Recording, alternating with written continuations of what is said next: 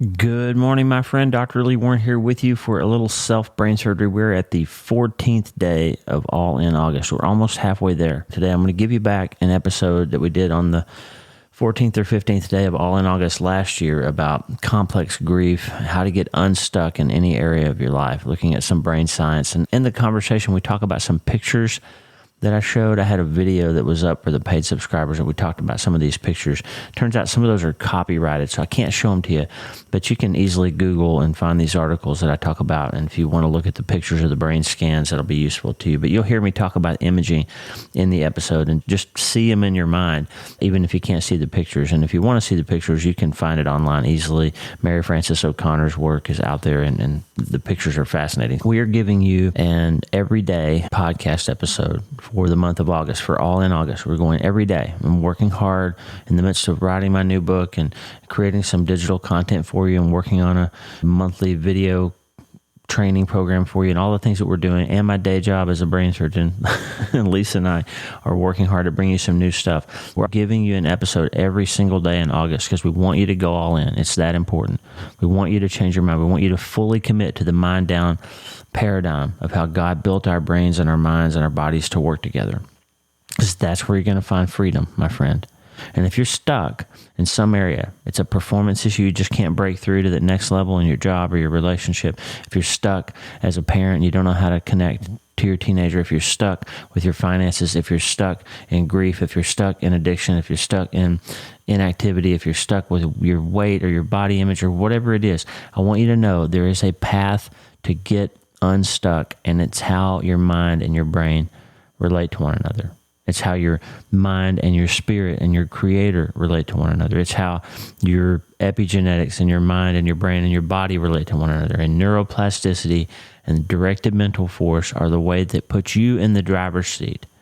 And that becomes a form of surgery. It's just as real as what I'm getting ready to go do in the operating room today.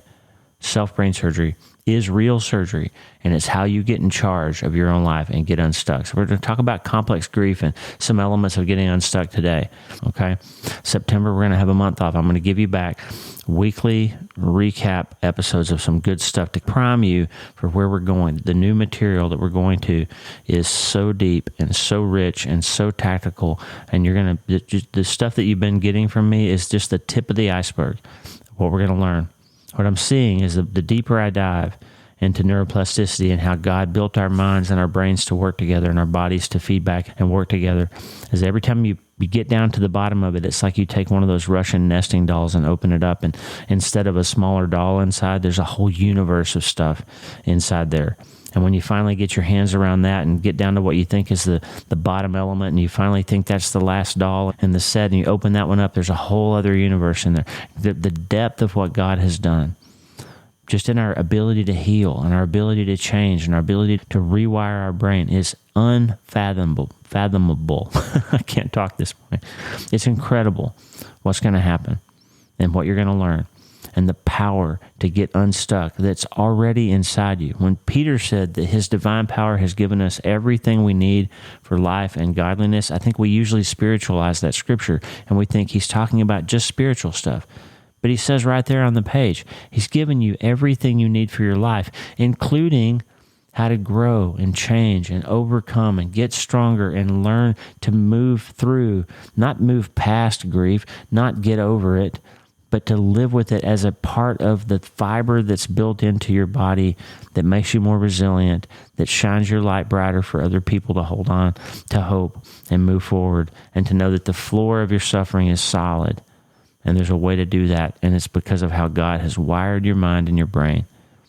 That's where we're going, friend, and it's going to be incredible. We're going to take this deep dive together, and every week I'm going to give you new stuff to learn. Your self-brain surgery practice is going to become richer and more powerful, and you're going to become a force for the people around you and in your generations to come, people who can go through anything and hold on to their faith and hold on to their hope because they decided to start today, and that's where we're going.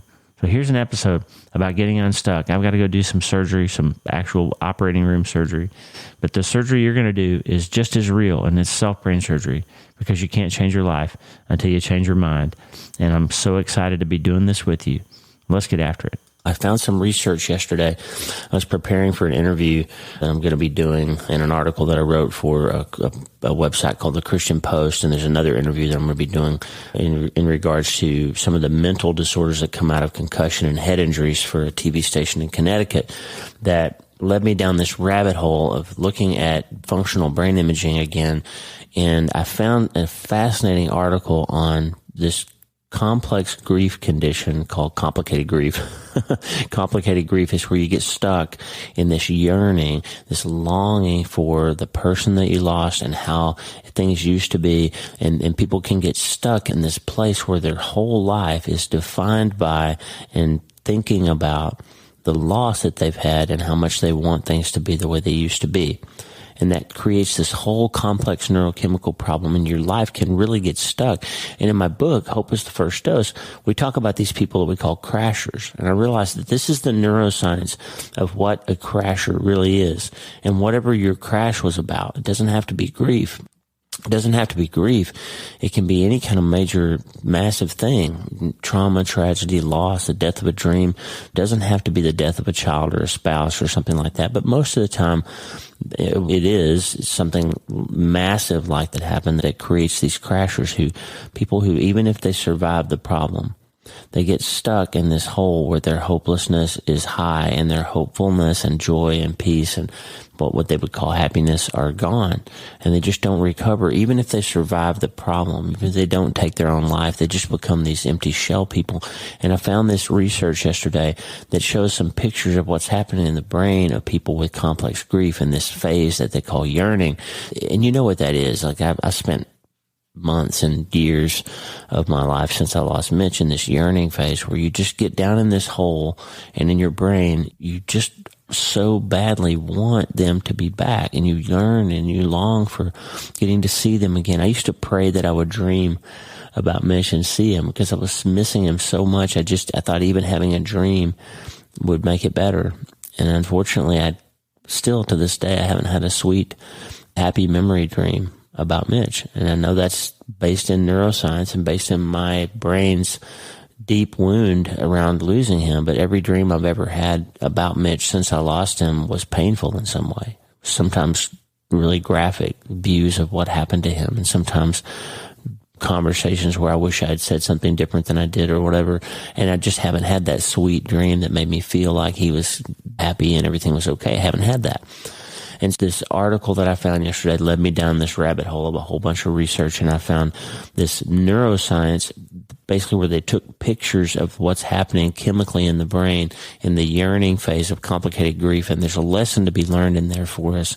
And we're going to get into that today in this self-brain surgery of how to go all in on getting unstuck.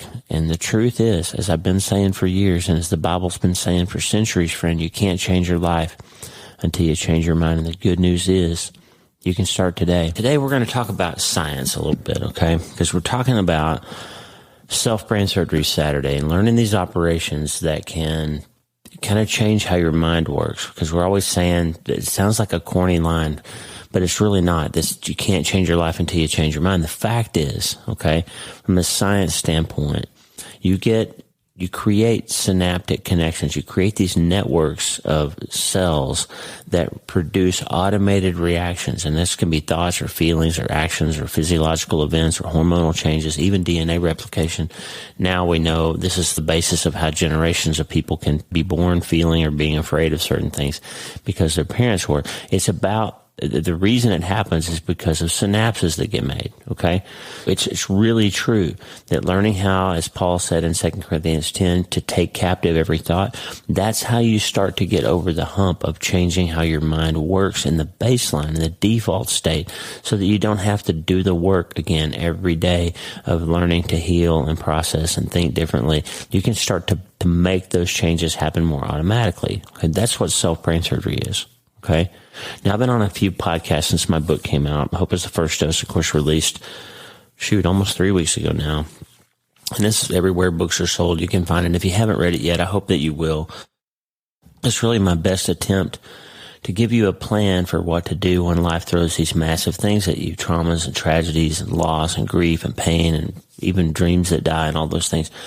It's the idea that we can get ahead of that devastation by learning how to change the way we think about things and make some decisions about what we believe and what we know to be true, and preloading our brain with that prehab that we talk about, putting thoughts and behavior loops in place for what we're going to do when something happens, which is just like drilling for something in sports, or running a plan to evacuate a building if it catches on fire, learning how to stop, drop, and roll if you burst into flames, or learning how to do CPR, or learning how to put an EpiPen in your purse in case your child has an allergic reaction.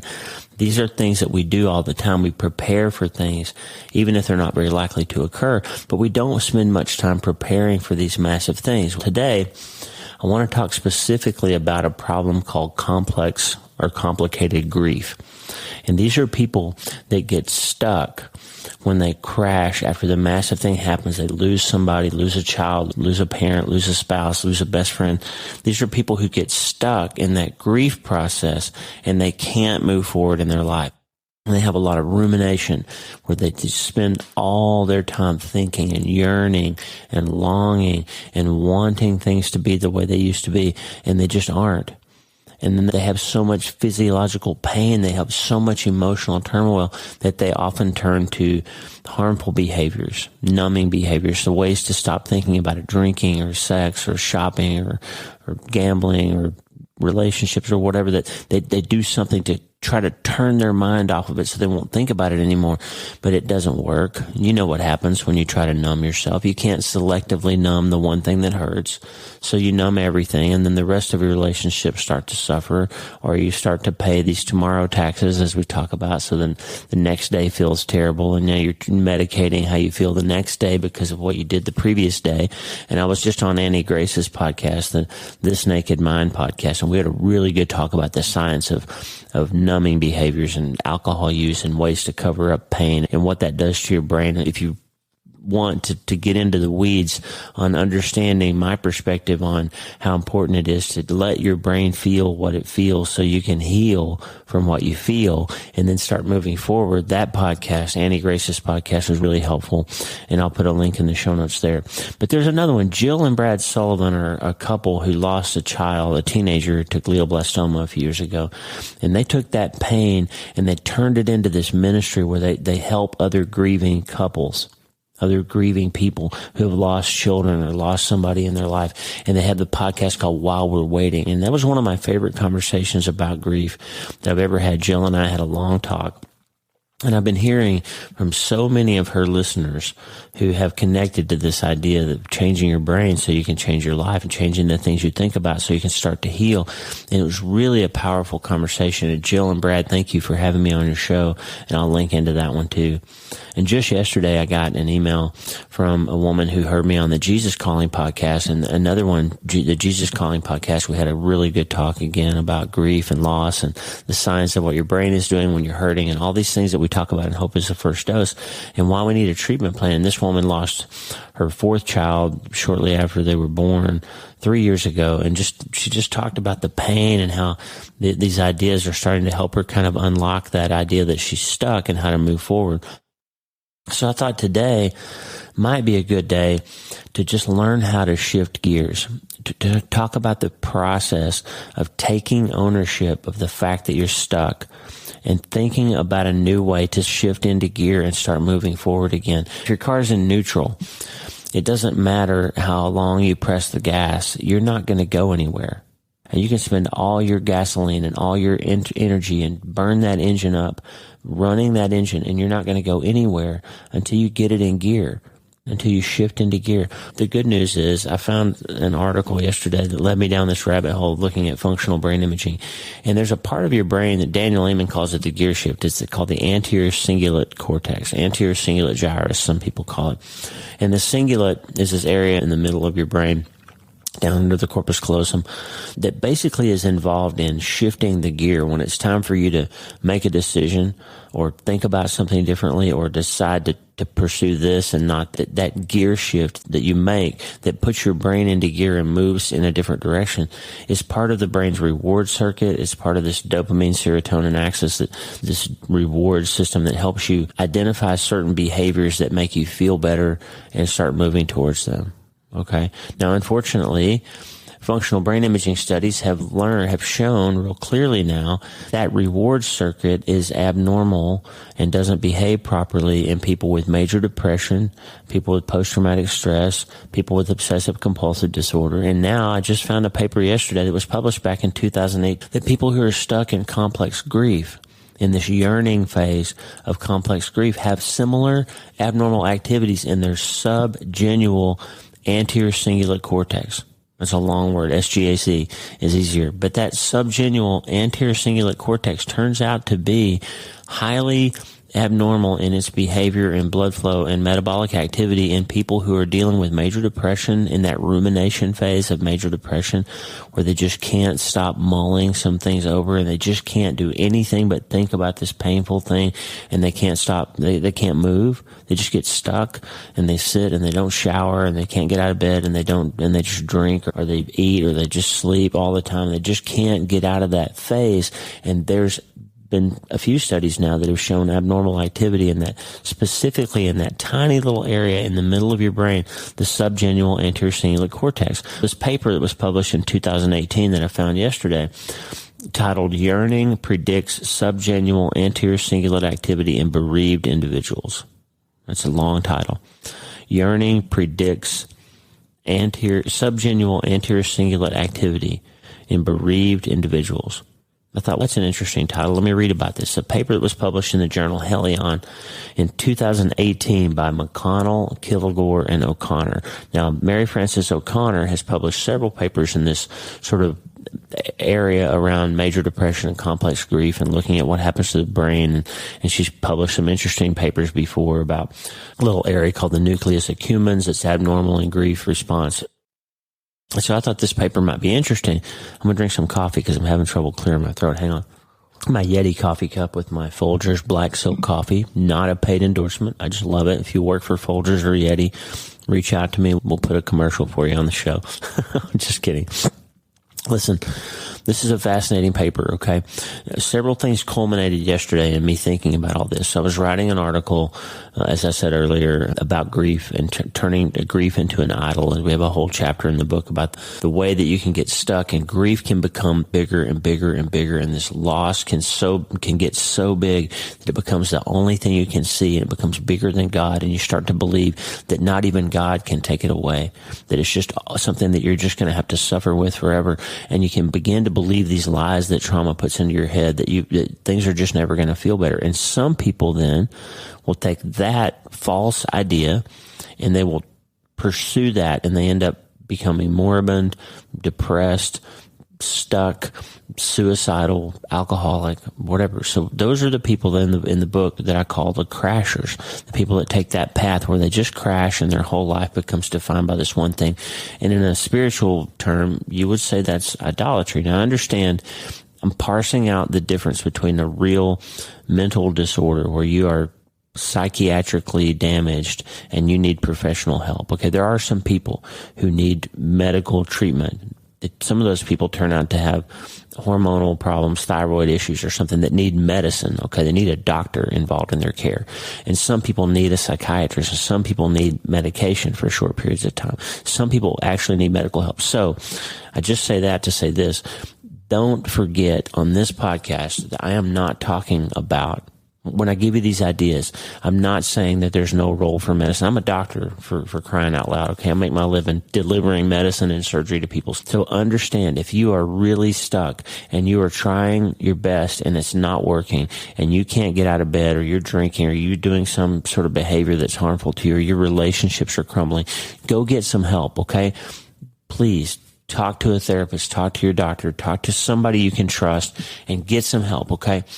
I'm talking about here, we're having a conversation about understanding how your brain works, understanding how trauma works, understanding how grief works, so that you can make some changes yourself. And some people can use this self-brain surgery concept and they can make it all the way back. I never had to take an SSRI or an antidepressant. I never had to go to treatment. I never saw a professional therapist or counselor after we lost Mitch, because I had Lisa and I had Pastor John, I had Dennis and Patty, I had family, mom and dad and other people, my children, to help me.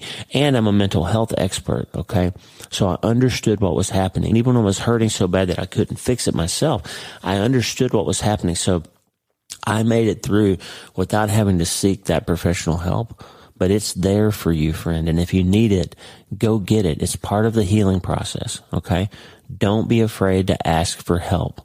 Be afraid of not asking for help, okay? That's a long disclaimer, but I just want to make sure that you don't ever make a mistake of thinking that I'm saying you can do all this on your own. You can't. Sometimes you need help, okay? And don't be afraid to ask for it. So that being said, this paper stopped me in my tracks as I was preparing yesterday for these interviews that I have coming up and this article I was writing.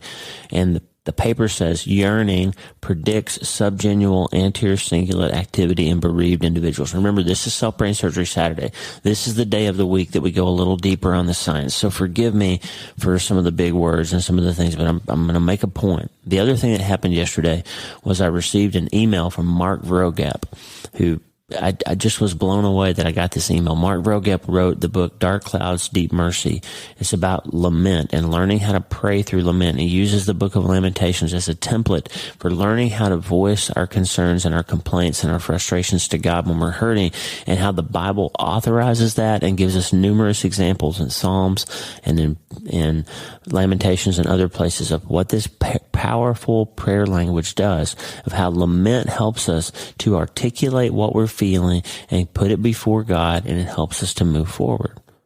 But another thing that Mark Vrogep said in that book is going to come back to the end of this episode and help us. But when I saw that email from him yesterday, it was incredible. I'm going to share more about that with you later. But the email basically said his son and he had read the book and it was helpful, and he gave me some really nice things to think about. But when I saw his name, it triggered something I remembered about this paper that I had read earlier in the day. Yearning predicts subgenual anterior cingulate activity in bereaved individuals. And let me just break this down for you, okay? I'm going to read you the first part of this paper that O'Connor, McConnell, and Kilgore wrote. It's incredible. But so there's a little science in here, but just listen to this. Complicated grief or persistent complex bereavement disorder is a condition that affects approximately 10% of bereaved individuals. Okay, there's crashers, are a small group, but they are real. And there's about 10% of people that crash after they go through the massive thing. Okay? This is correlating with what I wrote in Hope is the First Dose. A condition that affects approximately 10% of bereaved individuals and is marked by intense longing and yearning for the deceased. Okay? I know you're resonating with me if you've lost somebody. You spend time just begging God to make it all be a dream, to bring them back. I've a million times I said, God, can I just wake up tomorrow and Mitch is going to be in his room and everything's going to be back to normal, and the last 10 years have just been this terrible nightmare and he's going to be alive. Yearned for him, longed for him. And I know Dennis lost his wife, Patty, my mother-in-law, 5 years ago now. I know he longs for her, yearns for her. I know that woman that wrote me yesterday about losing her son. I know she's yearning for him. Okay? So it's not wrong to yearn. But what happens is some people get stuck in that intense yearning phase and they can't move past it. The writers again, little is known about the neurocognitive mechanisms contributing to this syndrome, but previous research suggests that reward pathways in the brain may play a role. Listen, there's a whole set of systems in your brain. There's circuits, there's networks, we call them. There's one called the default mode. And that's what happens when you're not actively thinking about anything. When you just relax and close your eyes and turn your mind off and make it quiet in your room. There's a set of mental processes that are happening.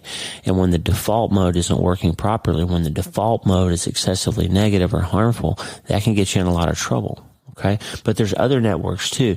And there's this whole dopamine reward circuit that's complex, and it involves what happens when you anticipate a reward. This is the neuroscience of addiction. Like, I anticipate if I get to a certain time of day and I put myself in a certain place, that there's going to be a glass of wine, and that's going to help me relax, and I'm going to feel better and stop thinking about this thing that happened, and then I'll be okay. And you start building. It's not the actual substance. It's not the alcohol or the gambling or the sex or the online shopping or whatever. It's not that thing that produces the feeling that you want. It's the anticipation of the reward that's related to the neurotransmitter release. And so understanding that basically addiction is a reward chasing behavior, and not that you actually need the substance to feel better. That's the beginning of learning how to heal from addiction, okay? Is understanding that you can replace that reward with something healthier, and you can find that dopamine elsewhere. That's the beginning of understanding how to unlock your brain and move forward in addiction, okay? But it turns out that those same circuits, look at my eyes. I'm smiling right now because when I read this yesterday, I actually started weeping. I had so much compassion for people who are stuck in grief because I've been there. And I think I already know what my next book is. I'm already writing, and it's about self-brain surgery. And one of the chapters is going to be like, don't be so hard on yourself, friend, if you're stuck in grief, because we're going to teach you how to shift the gear, and we're going to teach you how to drive out of that hole. Okay?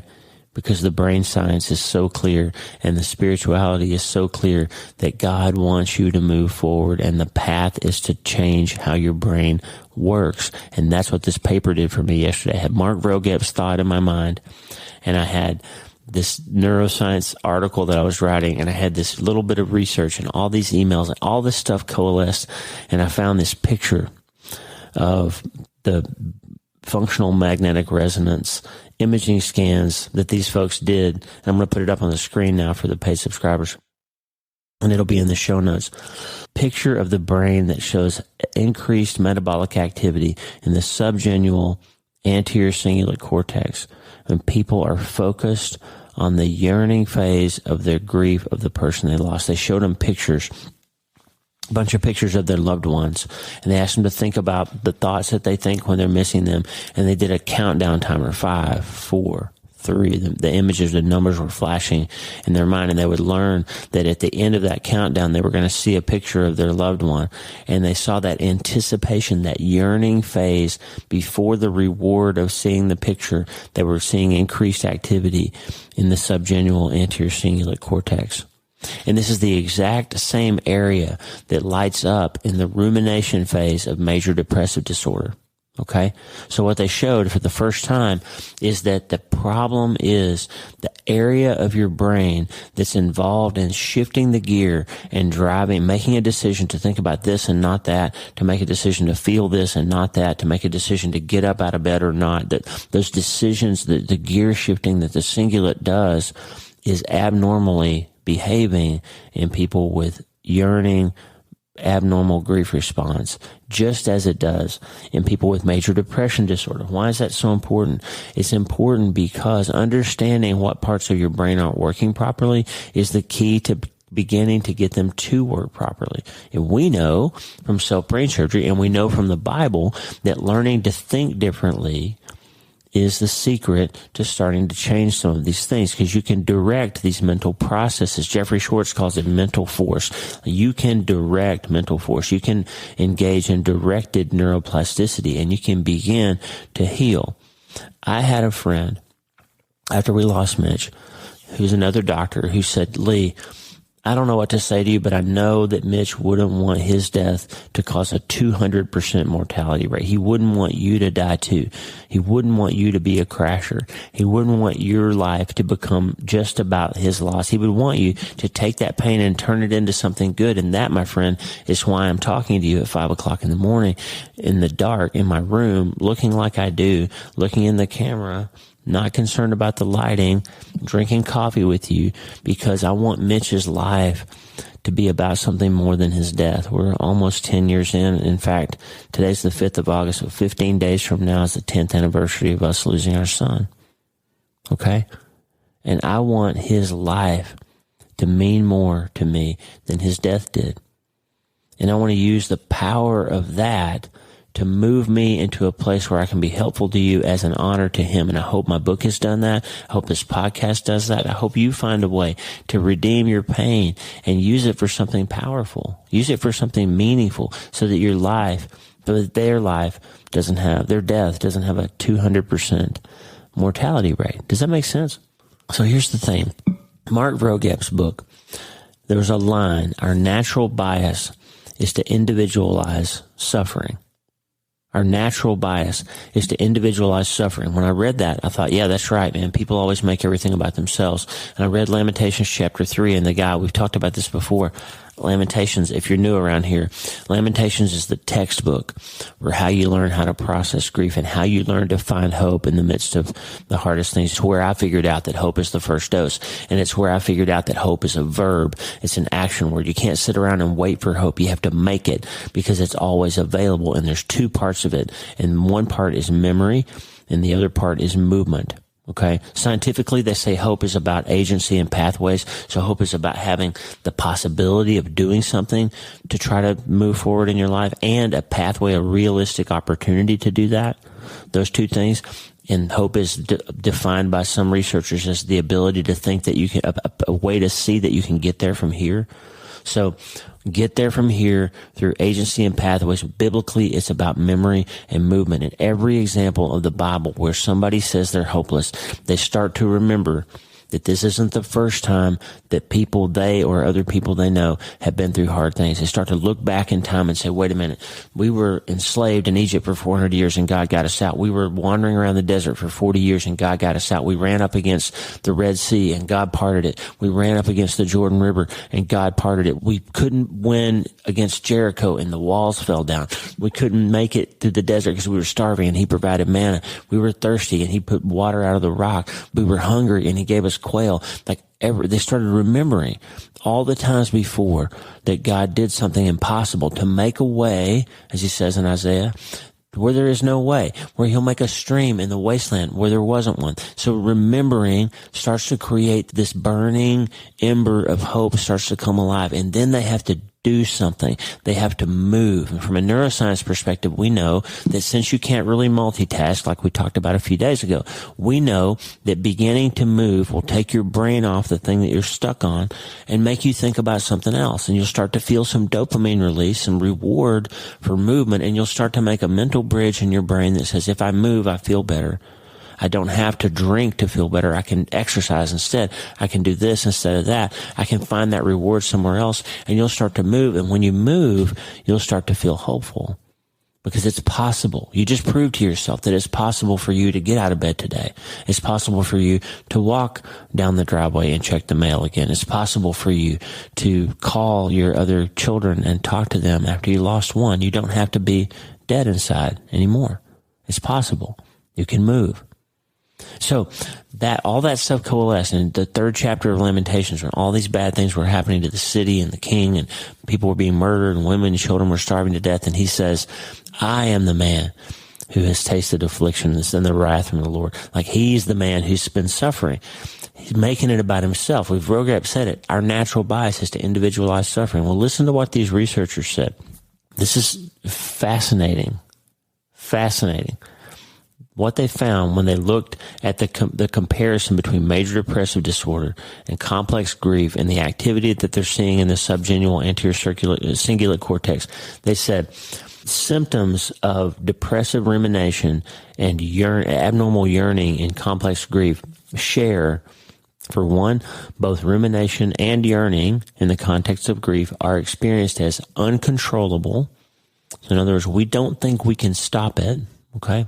We're just grieving and we're sad and we're broken and we're hurting and it can't ever be better. Those are trauma lies.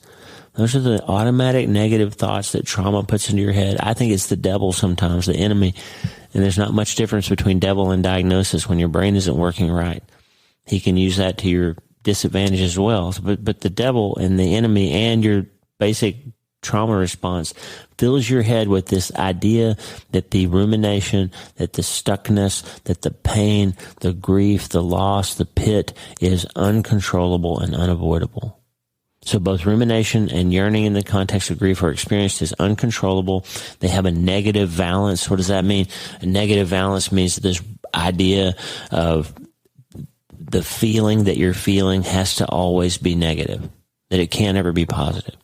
That's important because if you can switch what we just talked about a while ago when I said I want Mitch's life to have meant more than his death. I want to learn to put a positive balance on the experience of losing Mitch, where I can say, yes, I've lost my son.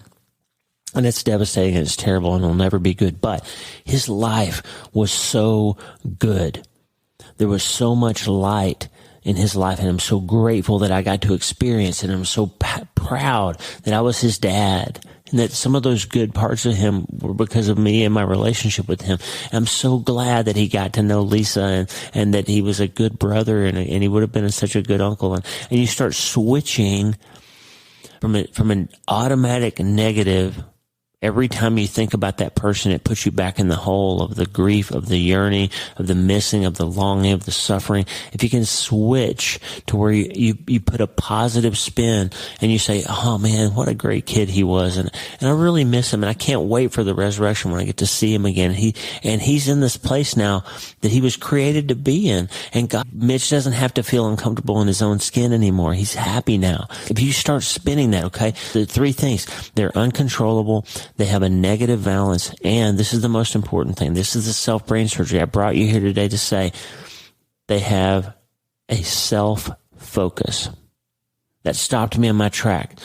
They're doing brain imaging here, okay? This isn't Bible. I'm not teaching you a Bible lesson right now. I'm reading you a paper that was published in secular scientific literature, looking at what parts of the brain are active or overactive when you have complex grief, in which you're stuck in that yearning phase, and you're one of the crashers, or you have major depressive disorder and you're ruminating, and you're down in that pit with the crashers who can't seem to find their way back up towards hope. This is what they found. The symptoms are experienced as uncontrollable. They have a negative valence, and they are Remember, Mark Rogat said our natural bias is to individualize suffering. The lamenter in chapter 3 said, I am the man who has tasted affliction and seen the wrath of the Lord. I'm the man. All these other people are suffering, but he's the man who's hurting. And friend, that is the secret. Now again, with the caveat that sometimes you need professional help. Understand this, and this is not, I'm not taking a shot at you. If you're stuck here, I'm with you. I've been there, okay? The thoughts that you think when you are ruminating, the thoughts that you think when you are stuck in the yearning phase, the thoughts that you think when you've lost everything and you're down in that hole and you can't stop thinking about it and you can't move forward in your life, the thoughts that you're thinking are about you. I'm sorry. They are. They're about what you feel. They're about what you've lost. They're about what you need. They're about what you want. There's a story I told in my book, Hope is the First Dose, about a guy who the CEO of the hospital had made some changes, and it negatively impacted this one practice. It saved the hospital, saved hundreds of jobs, made everything better for the patients, kept the place afloat and in business. But it made this one guy's practice a little bit less money and made it a little bit harder on him. And he was furious. And we were at this meeting, and he was pounding the table, and he was yelling and cussing and screaming and throwing a big tantrum about how bad this decision was for him and his purposes, and couldn't see that if they didn't make the change, the hospital would eventually go out of business and he would lose all of his practice. He just couldn't see that. Like, he couldn't see that there was a bigger picture here. And the hospital CEO said, look, I really want to help you. What can I do to help you? And he said, unwind it all. Put it all back. Give me back everything before you made the change. Put it exactly back the way it was. And then I'll be happy. And she said, that's impossible. We've torn buildings down. We built new buildings. We've let some people go. We've hired hundreds of new people. We've changed business practices. We've built new corporations. Like, it's impossible to go back to exactly the way it was. It's not possible. You can't have that. And he left the meeting basically saying, I'm not happy unless I can have that. Like, I have to have that one thing. I'm just telling you, friend, his problem was that he was stuck on how the situation affected him, and he couldn't make himself think about the patients and the overall business and the health of the community and all the other millions of positive things that came out of that change. Okay. He couldn't. He was stuck on the fact that he had lost this particular thing that he thought he had to have. Okay. And that's where we get stuck in grief and major depression and loss and yearning. We get stuck in the ways in which this affects us. I can promise you. Now, I did have a lot of thoughts about Mitch's future and how it was so sad that he would never get married and have kids, and I would never get to see what his kids look like and what he did for a living and how he grew up and got through all these things. I did have some thoughts like that, but the most thoughts that I had, the most common thought was how bad it hurt me to lose my little boy. It was self-focused. I was focused on what I felt, on how sad I was, on how hard it was going to be for me to go through my life knowing my son wouldn't be there to eulogize me or bury me someday. I worried about how I lost my last living relative that has my last name. I thought those things. I'm not proud of it, but I'm trying to be honest. Like the rumination that I had was about me, about what I felt, about what I lost, and not so much about Mitch. It's hard to say it out loud, but that's really true. And that's what they see in the research in the fMRI scanner, that the symptoms, the activation, the feelings that these people are feeling are uncontrollable. They have a negative valence and they're self-focused. And so what's the lesson for us here? The lesson is that we have to shift gears. We have to learn how to say, wait a minute, Mitch wouldn't want me to be stuck in that hole.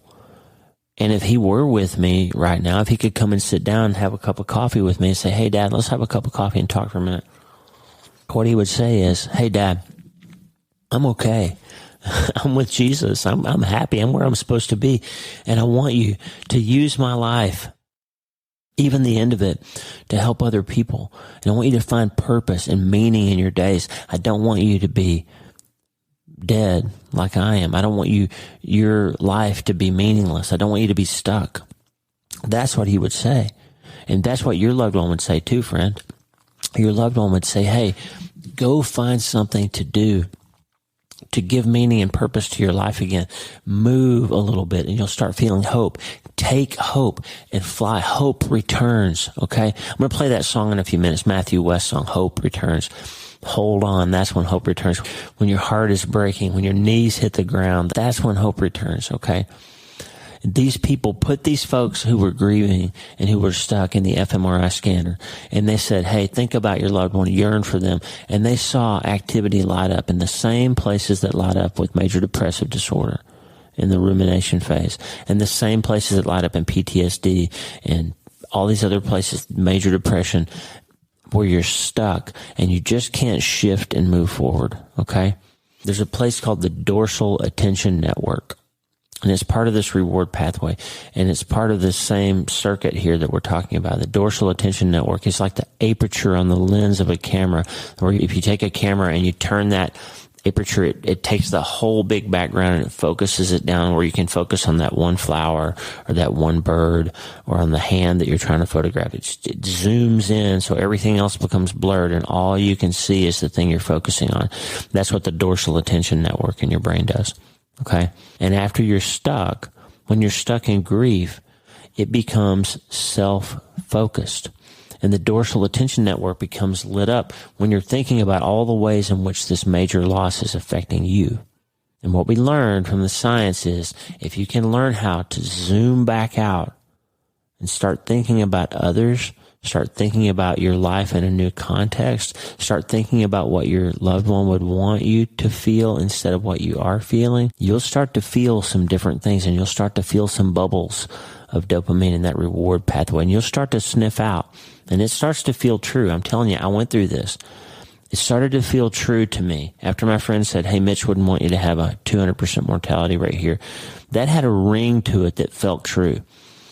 And I think probably there was a little bit of dopamine firing and me anticipating beginning to write or beginning to podcast or beginning to try to help other bereaved parents like Jill and Brad Sullivan have done with the While We're Waiting podcast. They're helping people all over the world. They just got back from Uganda where they're helping grieving parents over there. Like they're taking this loss of their child and they're not just ruminating on it, but they're shifting into gear to drive towards something that has meaning and purpose. And that, my friend, is how you find hope again. That, my friend, is how you get out of the pit of despair. That, my friend, is how you find yourself, as God said to Isaiah, I have refined you in the furnace of suffering, because you will either do one of two things in the furnace. You will burn up and die yourself, or you will become refined and you'll burn away all the stuff that's not helpful. All those coping mechanisms that aren't helpful, all the rumination and all the yearning and all the things that are making you stuck. and the ways in which you're using substances or shopping or anything else to numb yourself, you'll burn that away and you'll come out refined on the other side. You're not ready to hear this in the acute phase. You're not ready to hear that Romans 8:28 is true. You're not ready to hear that God will work that for good somehow. You can't hear it early on, but it turns out 10 years later to be true. And it starts to bubble up and you start to hear things like this. When somebody says, hey, your cingulate is designed to put you in gear. It's not designed to sit there and be stuck. Your dorsal attention network is designed to allow you to focus on the good things and not be stuck on focusing on the negative things. All these parts of your brain that God made in this incredible research paper pointed it out. Mark Rogep's words came back to me. And I'm just here on Self-Brain Surgery Saturday, friend. I don't have a catchy phrase for this operation yet, but I'm going to come up with it before I write that book. There's a way that you can start thinking differently about your loss. And you can start turning your attention to focus on something positive, not about the loss, but on something positive about the person that you've lost, or about the situation that you're in now that you have lost, or the dream that died, something about the opportunity that you had, or that you've learned, or that you've grown through, or remembering with gratitude the things that you used to have, or some other way to pivot away from the negativity related with that loss. And you'll begin to feel that reward circuit bubbling and lighting up. And you'll know there's some truth to it. And if you can just get after it and pursue that, you'll start to find the way forward. And that's what we're coming here every day on this podcast to try to help you do, is to find that way forward so you can use your brain the way it's designed so you can come alive again after these hard things happen. There's a treatment plan, okay? There's prehab and there's self-brain surgery and there's rehab and there's community and there's all these things. But all of them depend first on you being willing to believe that it's possible to get better, that you can get there from here. And we call that, or we call it hope. Because there's a treatment plan and hope is the first dose, and you can't change your life until you change your mind. I hope this was helpful to you, friend. Please take a second and share it with someone and say, hey, let's go all in together. I want you to change your mind. I want you to change your life. That's why we're doing All In August. It's a joy and a privilege to do this type of self-brain surgery with you, my friend. And I just want you to remember, the good news is you can start today.